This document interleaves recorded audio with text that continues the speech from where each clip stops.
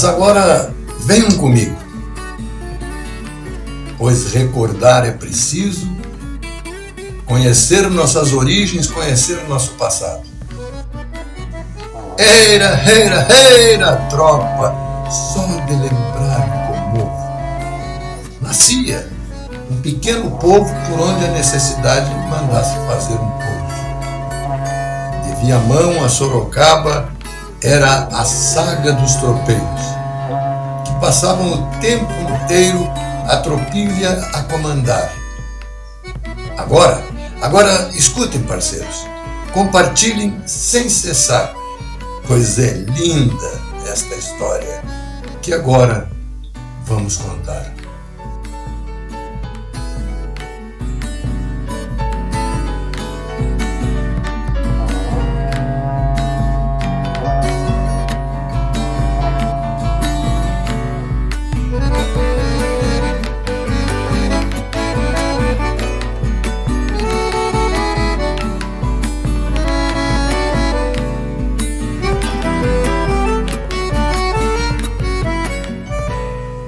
Pois, meus amigos, com que satisfação voltamos a falar com você depois de 15 dias, não, é 15, não é isso?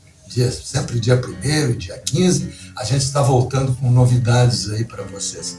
E hoje nós vamos atender um pedido que nos fizeram alguns companheiros aqui associados ao nosso programa, que é a saga dos tropeiros, um assunto muito interessante que fala das nossas origens aqui, né, principalmente da região sul do Brasil.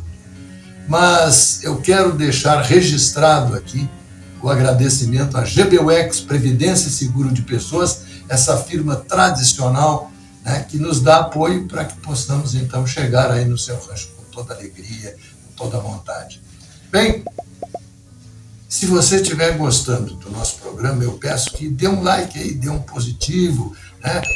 E nos mande nas observações, escreva para a gente aí, é importante saber como você está sentindo, e a gente se sente tão bem como esse tema de hoje, né, que foi solicitação de telespectadores e que nós podemos trazer com muito carinho para vocês, a saga dos tropeiros. E chame seus amigos, chame seu vizinho, seus parentes, vamos nos ajudar também a divulgar tanto a história, né, como o nosso trabalho aqui no nosso estúdio. Um abraço para vocês, um bom programa. A história do tropeirismo, ela começou com a necessidade de mudança econômica no país. A cana-de-açúcar, ela teve um sucesso, um período de grande evolução, né, grande comércio, e depois ela começou a cair. E a colônia portuguesa, ela teve interesse de criar um outro setor econômico no país, principalmente no sul do Brasil. E aí, então, é que surgiu a questão do ouro, que a partir daí que começou a essa questão do tropeirismo. Por quê? Concentrou-se muita gente nas Minas Gerais, atrás do ouro, e aí, por conta disso, deixaram de produzir alimentos, porque era uma quantidade muito grande. Era mais fácil você correr atrás do ouro do que ficar plantando.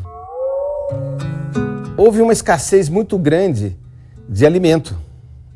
Aí que o governo de São Paulo resolveu mandar um homem da sua confiança que abrisse o caminho do Rio Grande do Sul até Santa Catarina.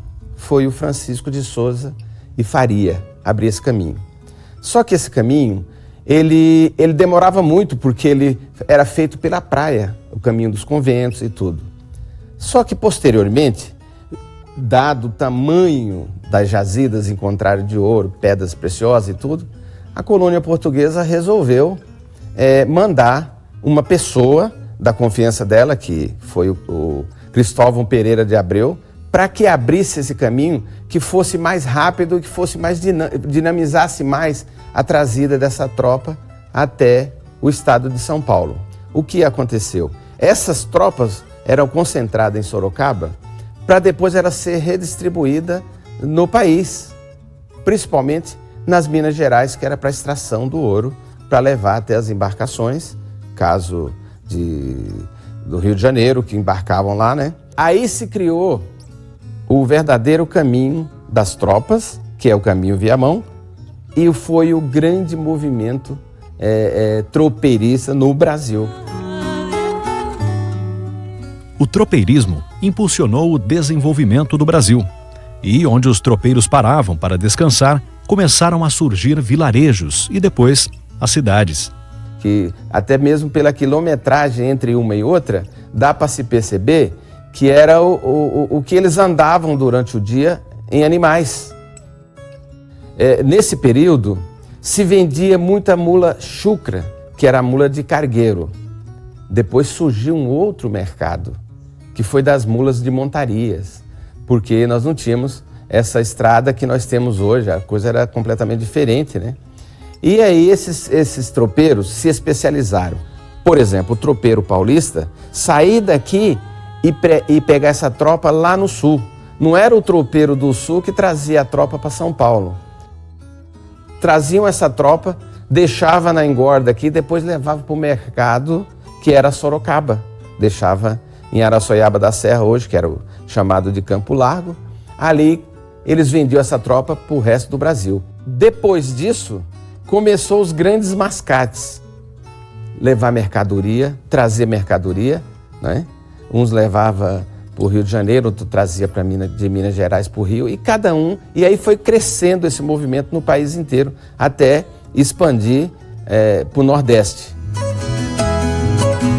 E também, com a escassez da mão de obra escrava, essas mulas foram agregadas também no plantio da cana, no transporte da cana, do café, do algodão.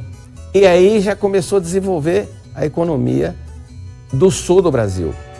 Posteriormente, com a chegada do trem, aí foi diminuindo esse fluxo que tinha do tropeirismo, né? Até os dias de hoje.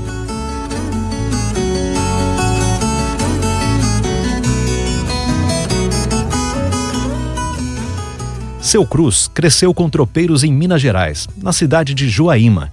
E sua história de vida despertou a vontade de construir um museu. Todos os meus familiares eram tropeiros, negociavam mercadorias, faziam esse comércio itinerante. E meu avô, como era um homem muito simples, gente da roça mesmo, eles tinham aqueles hábitos de comer, às vezes, fora da casa, não comia à mesa, comia fora. E ele tinha um quartinho lá, bem pequenininho, que ele guardava as tralhas dele. Bruaca, cargueiro, arreio, enfim, todos esses utensílios do dia a dia dele. E toda vez que eu ia para lá, eu sentava com ele,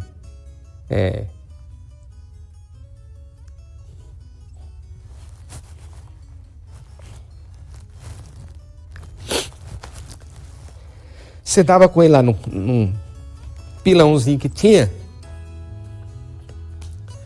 e ali ele falava da vida, né? Das coisas que a gente ia passar por isso. E aquilo ficou gravado na minha memória, o lugar, tudo, e aquilo, eu falei, um dia eu vou montar um quartinho como aquele. E, desculpe. E esse quartinho transformou-se num museu. Hoje, Cruz mora em Boituva, interior de São Paulo, e o seu sonho se transformou no Museu do Tropeiro. E aí as pessoas entenderam qual era o meu pensamento, qual era o meu foco, e começaram a fazer doações. Aí começou a vir outros interesses, despertar outros interesses na gente. Qual era esse interesse? De passar essa cultura adiante, né? Com muita dificuldade, a gente está passando. Eu vou para as escolas públicas, criei o museu itinerante, e aí eu comecei a fazer nas escolas na região.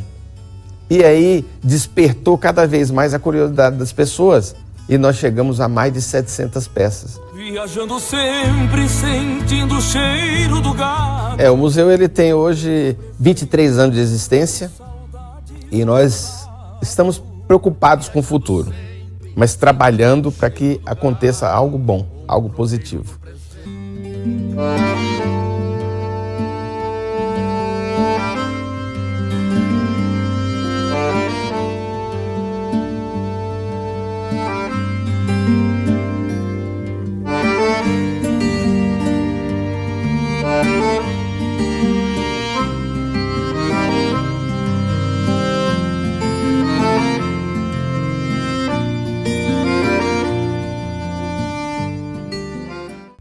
O tropeirismo é um movimento que ocorreu em toda a região sul do Brasil, sudeste e centro-oeste, e também nas zonas mais meridionais da América do Sul. Inicialmente, esse termo é utilizado para o transporte de mula, para aquelas mulas que saíam então lá da região sul, tipo Uruguai, Sacramento, e iriam até a região de Sorocaba. E de lá elas eram então distribuídas para as demais partes do Brasil, especialmente as zonas mineradoras nesse primeiro momento.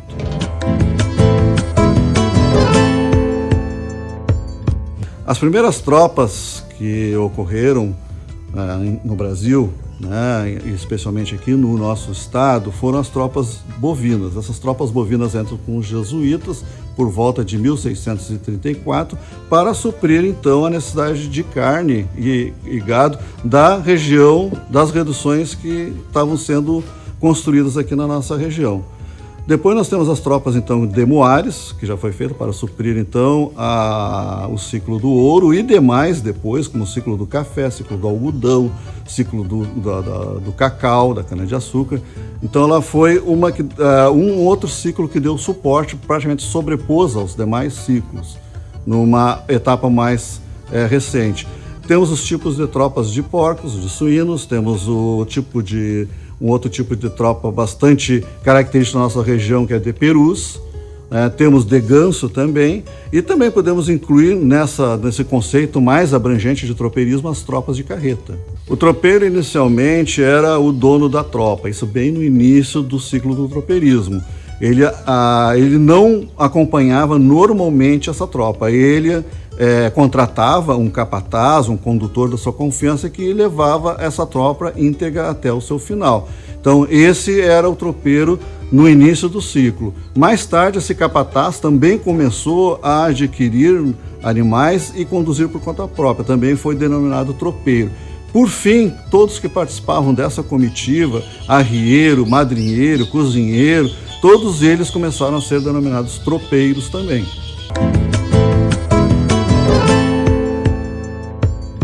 São 5 os grandes caminhos que temos da região sul, aqui, especialmente do Rio Grande do Sul, até a área central do país. O primeiro caminho a gente tem é o caminho do mar. Esse caminho já é descrito desde 1703 por Domingos de Filgueira. E esse caminho iria até Laguna. E de Laguna, ou ele era embarcado, esse gado ou seu produto, para São Vicente, Rio de Janeiro, ou então ele seguia a pé até a ilha de São Francisco do Sul, e daí pegava um outro caminho indígena do Zambrósio para Curitiba e depois pegava o caminho geral dos Campos Gerais até chegar em Sorocaba. O segundo caminho esse segundo caminho é o único caminho que foi encomendado para as tropas. É o caminho de Souza Farias, ele por volta de 1728. Ele sai do Morro dos Conventos, perto de Araranguá, e sobe a serra, e chegando até Ausentes, passando aqui pelo Rio Grande do Sul, em Ausentes, e depois passa o Arroio das Contas até chegar em Lages, e de Lages vai até Sorocaba. Depois, o terceiro grande caminho é um desvio que o Cristóvão Pereira de Abreu fez, ali pela altura de Capivari, seguindo por Santo Antônio da Patrulha, Rolante, pegando toda a serra, passando Bom Jesus, o Passo de Santa Vitória, em Bom Jesus, até chegar em Lages, e aí sim pega o que já existia de Souza Farias e segue até Sorocaba. O quarto caminho seria o das Missões, seria uma abertura que foi feita por volta de 1810 por João José de Barros, que sai de Vacarias, passa Mato Castelhano e Mato Português, até chegar então em Cruz Alta. Esse caminho começa depois sendo percorrido mais frequentemente, depois que Atanagildo, em 1816, passa pelo Pontão, que seria uma outro val lá na altura de Barracão, na cidade de Barracão, na confluência do rio Canoas com Pelotas, formando o Uruguai. Então ali haveria uma nova passagem, até chegar em Lages, que aí segue o caminho normal. O quinto grande caminho é lá em Nonoai. Esse caminho é por volta de 1845, em que segue então mais para o oeste do estado, norte-oeste, e passa então pela Palmas, cidade de Palmas, onde pode derivar 2 caminhos por União da Vitória, até chegar em Ponta Grossa e de lá se juntar com os caminhos dos Campos Gerais. Então esses seriam os grandes 5 caminhos que teríamos. Depois teríamos suas ramificações regionais. As cidades, as primeiras cidades ou freguesias naquela época, né? Esses povoamentos, um dos primeiros povoamentos que se inicia em função das próprias tropas seria Santo Antônio da Patrulha, onde tem a primeira guarda que a gente tem no Rio Grande do Sul, primeiro registro. Então ali seria um dos primeiros povoados que se estabelece aqui no Rio Grande do Sul, seria Santo Antônio, e depois começa Rolante. Depois do lado oeste a gente tem Cruz Alta, Passo Fundo, Soledade, Lagoa Vermelha, Carazinho, próprio Bom Jesus, né? Tem várias cidades aqui no Rio Grande do Sul e fora também temos Castro, Lapa, Lages, todas em função desses caminhos das tropas. O tropeirismo ele teve uma importância muito grande nessa integração nacional, no que diz respeito ao linguajar, a uma unificação desse linguajar, embora mantenha-se algumas características regionais de alguns locais, mas muito se padronizou no sentido de linguagem nacional, nível nacional. A cultura tropeira, quer dizer, são todos aqueles saberes, os fazeres, usos e costumes, valores que os tropeiros tinham, né? Passaram então todo esse legado para as demais gerações. Então isso seria, de uma forma geral, né, todo o que os tropeiros, toda essa movimentação de gente de norte e sul começaram a integrar o Brasil. Originalmente, o percurso denominado Caminho das Tropas, trajeto que iniciava na cidade de Viamão, no Rio Grande do Sul, a Sorocaba, no estado de São Paulo, foi um importante corredor por onde circulavam grandes homens, denominados tropeiros, os quais levavam riquezas e desenvolvimento a locais por onde passavam, sendo de vital importância para a formação e povoamento de muitas cidades e vilarejos do Brasil. A região dos Campos Gerais, no Paraná, foi privilegiada por esse movimento, sendo considerado o mais importante ciclo econômico de todos os tempos, o ciclo do tropeirismo, o qual criou um imenso corredor cultural, influindo nos usos, costumes e tradições da população. Hoje, a Rota dos Tropeiros foi idealizada e formatada para promover o turismo, resgatar a história desse importante ciclo econômico para a região, destacando a cultura, as belezas naturais e uma série de outras riquezas, conhecimento, aventura e muito encantamento. Desfrute de momentos inesquecíveis nos cenários emocionantes que você encontrará na região. Deixe sua imaginação ser instigada no passado e na cultura desta grande história. Descubra onde os tropeiros encontravam tanto estímulo para cortar o Paraná de um extremo para o outro. Embarque no espírito aventureiro do tropeirismo e viaje para os municípios da Rota dos Tropeiros, lugares repletos de tradições e paisagens em que o tempo é protagonista da história. As tropas chucras saíam lá do Rio Grande do Sul, de Passo Fundo, Viamão, e subia a serra ali, entrando por Santa Catarina. E lá eles iam chegar em Curitiba para pegar o caminho que vinha para São Paulo, via Itararé, e chegava em Sorocaba, quando tinha a maior feira de comércio de Moares.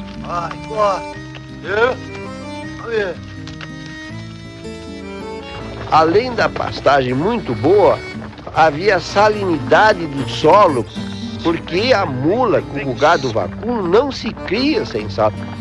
Ele vai acabar morrendo de insuficiência suprarrenal. Estas mulas ficavam algum tempo aprendendo a comer sal e se reconstituindo um pouco as forças para enfrentar as picadas através dos grandes sertão de Santa Catarina.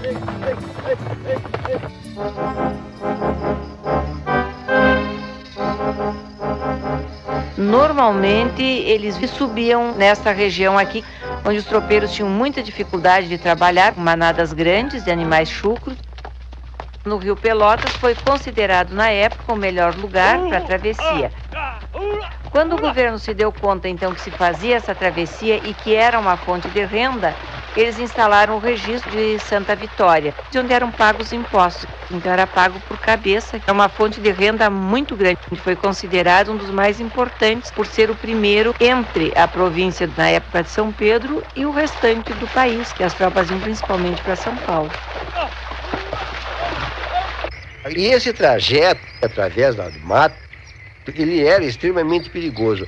Eles iam de revólver na mão, porque o índio temia a arma de fogo. Eles nunca se descuidavam.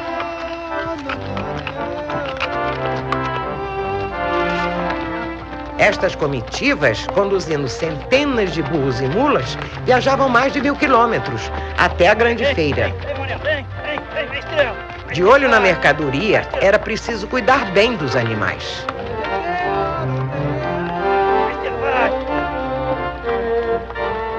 As viagens levavam meses. Isso determinava um contato permanente entre as pessoas da comitiva. Cada um tinha uma função específica. Desta relação de trabalho resultava a responsabilidade de cada trabalhador e certa autonomia profissional. Aliás, coisa rara na época. O tropeiro precisava parar para pernoitar, precisava comprar a sua alimentação. E então, dos pousos, se originava uma pequena atividade econômica.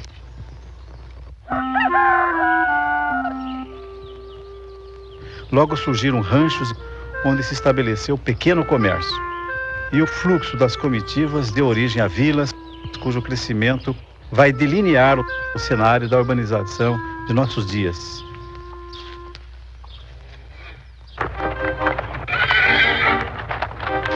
A escolha de Sorocaba para as feiras de Moares deve-se à presença do rio Sorocaba, que formava uma barreira natural, e ali se localizou o registro de animais. Terras de servidão pública vão servir para a invernada com capões e aguadas. Os burros ficam presos dentro desse limite, facilitando assim o controle das manadas. A feira anual dava vida às cidades por onde passavam as tropas de Moares. Isso acontecia em Castro e em Lapa, ainda no Paraná, mas sobretudo em Sorocaba, no estado de São Paulo. O período mais vigoroso das feiras de Sorocaba vai de 1830 a 1870. No jornal Sorocabano, de junho de 1870, podemos ler o seguinte: passaram por Sorocaba 42 mil bestas e, mesmo assim, muitos compradores estão voltando a seus estados sem as tropas que vieram adquirir. Em Sorocaba, a tropa era vendida para Minas, Rio de Janeiro, também Goiás, Cuiabá e a Bahia. De lá eles seguiam para outras regiões do Nordeste. Naquela época, nós tínhamos uma economia voltada ao exterior. E o Muar vai ser o veículo que vai desenvolver o mercado interno brasileiro. Junto com este mercado, desenvolve a integração nacional.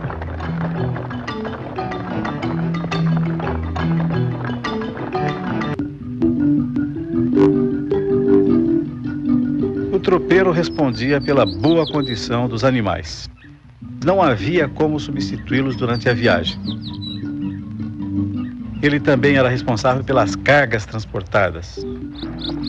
As tropas estavam sujeitas a todo tipo de dificuldades. Enchentes, atoleiros, regiões de difícil travessia.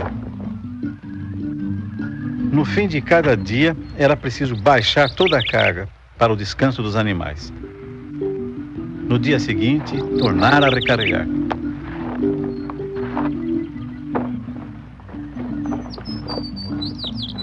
A acomodação das cangalhas, dos jacás e das bruacas no lombo dos animais tinha que ser muito bem feita, pois os percursos acidentados e o balanço dos animais traziam risco permanente às mercadorias transportadas.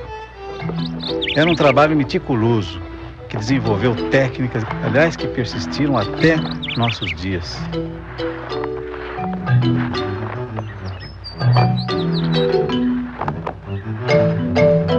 Dependia muito dos terceiros. Eram os artesãos da época.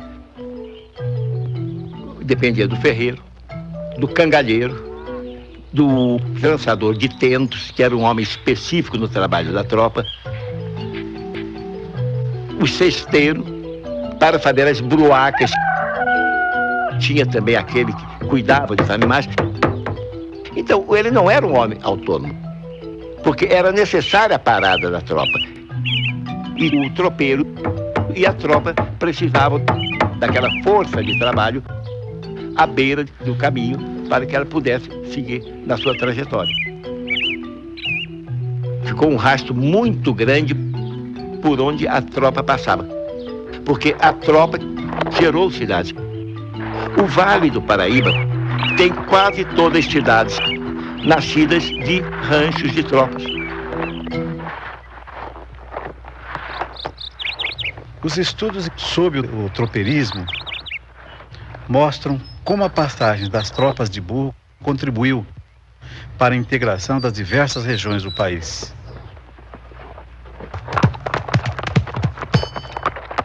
A atividade do tropeiro foi inovadora.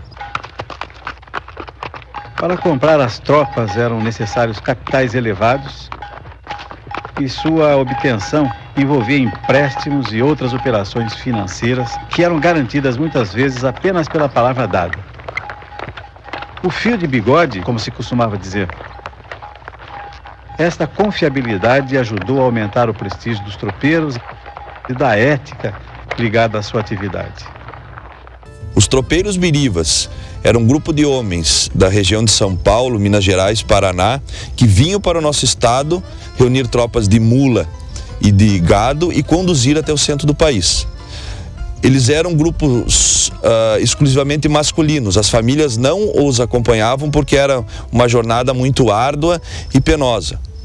Ao longo dessas jornadas, tinha os pousos, que esses podiam ser de uma noite ou de várias noites. Tudo ia depender da condição física do tropeiro e de sua tropa. Durante esses pousos, além deles consertarem todos os seus arreames que se degradavam durante as suas viagens, eles tinham uma forma de diversão, que era o quê? Execução de danças exclusivamente masculinas, exclusivamente dos tropeiros, ao som da rabeca, que é o primitivo violino, e das violas. Dança do Chico do Porrete. É uma dança parecida com a chula. O que difere é que em determinados momentos, além do sapateio, o homem passa a perna por cima do porrete. Ela é uma dança que foi pesquisada no interior de São Francisco de Paula por Paixão Cortes e em todo o caminho dos tropeiros birivas.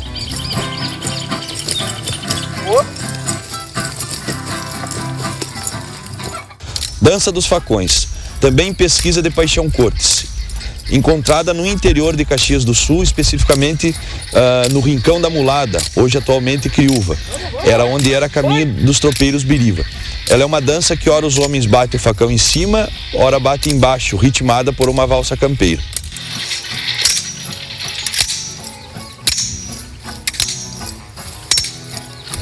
A dança do fandango primitivo. Ela foi encontrada na região da Serra, especificamente nos caminhos dos tropeiros birivas. Ela é considerada pelos folcloristas e pesquisadores o tema bailável mais antigo de todos. Ela é executada em roda e em determinados momentos os homens entram ao seu centro e realizam figuras.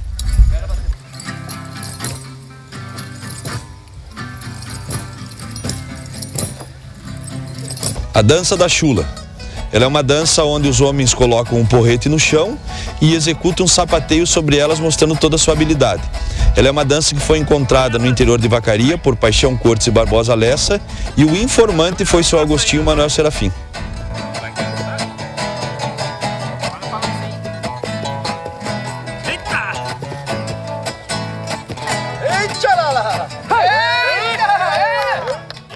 O tropeirismo marcou a história do Brasil.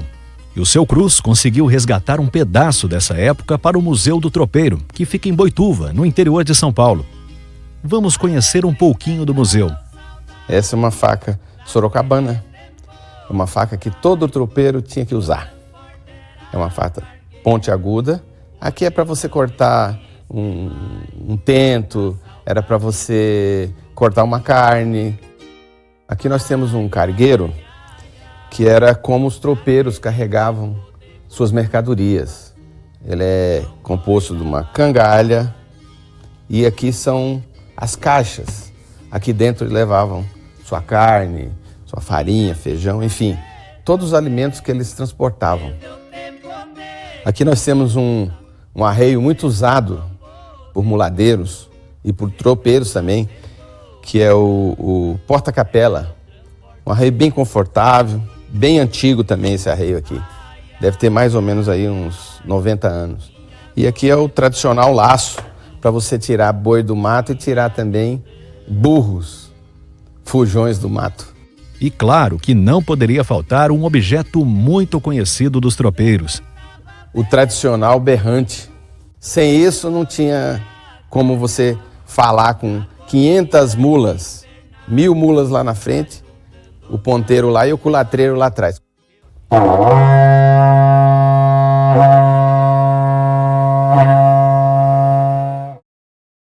Eu vou deixar uma mensagem a todas as pessoas envolvidas com a cultura brasileira, com a identidade brasileira, que se dediquem um pouco mais, além do esforço que já fazem, fazer um pouco mais, agregar mais pessoas, trazer mais pessoas, possibilitar essa aproximação das pessoas, principalmente as crianças, porque nós estamos a caminho de perder a nossa própria identidade. Se não houver mais empenho e mais pessoas envolvidas, com certeza, daqui a 50 anos nós não vamos ter uma identidade.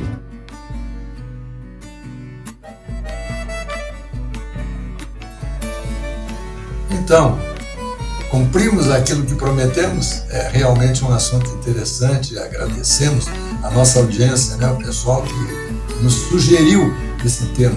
O nosso diretor estava lembrando aí que tem muita coisa ainda sobre este mesmo assunto que a gente pode ir trazendo aos poucos, como, por exemplo, a vestimenta do povo do Sul aqui, né?